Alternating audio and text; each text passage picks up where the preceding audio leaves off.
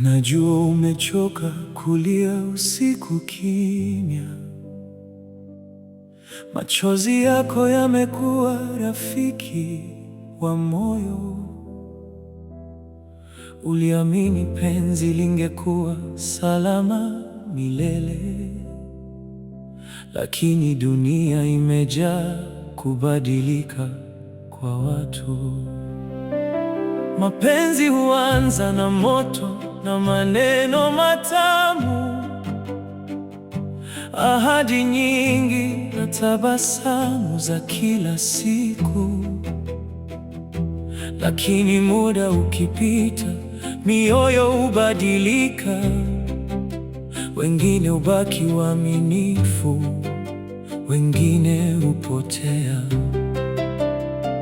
Kuna wanaoanza vibaya wakamaliza vizuri, na wengine waanza vizuri wakaharibu mwisho. Maana binadamu wote tuna mapungufu ndani yetu, hakuna mkamilifu chini ya jua.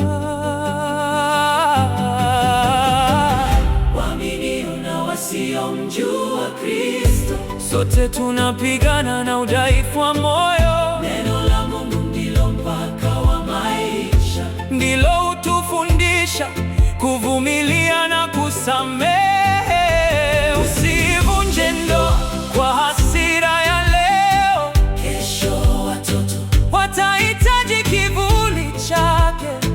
Linda ushuhuda wa wokovu wako mama, linda imani uliopewa na Mungu, si kwa ajili yako wala mwenza wako pekee, bali kwa macho yanayokuangalia nyumbani. Watoto wanahitaji kuona upendo ukipona, kuliko kuona wazazi wakigeuka maadui.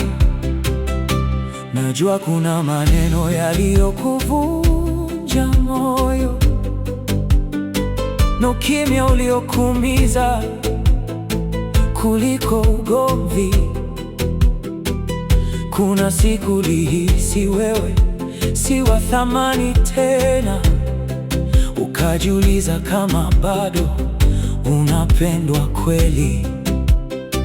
Lakini ndoa ikishazaa watoto duniani, huwa si mapenzi pekee yanayoishi humo. Inakuwa mwamvuli wa kulea maisha mapya na mahali pa kuwaficha watoto dhidi ya dhoruba.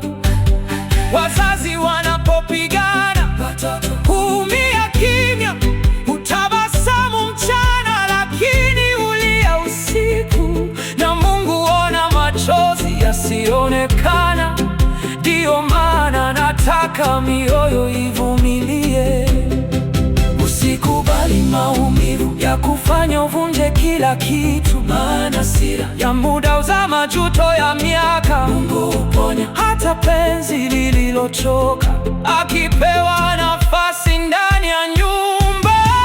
Usivunje ndoa kwa hasira ya leo, kesho watoto watahitaji kivuli chake. Linda ushuhuda wa wokovu wako mama, linda imani uliopewa na Mungu, si kwa ajili yako wala mwenza wako pekee, bali kwa macho yanayokuangalia nyumbani. Watoto wanahitaji kuona upendo ukipona, kuliko kuona wazazi wakigeuka maadui. Moyo ukiumia usikimbilie mwisho, wakati mwingine Mungu tengeneza taratibu. Alianguka naweza kusimama tena, na aliyeharibika anaweza kubadilika. Usikate tamaa na maisha yako mama, mbingu bado zinaandika kesho yako kwa ajili ya watoto. Vumilia kidogo kwa ajili ya ushuhuda, linda moyo wako, na kama upendo umechoka ndani yenu, Mungu bado anaweza kuwasha moto tena.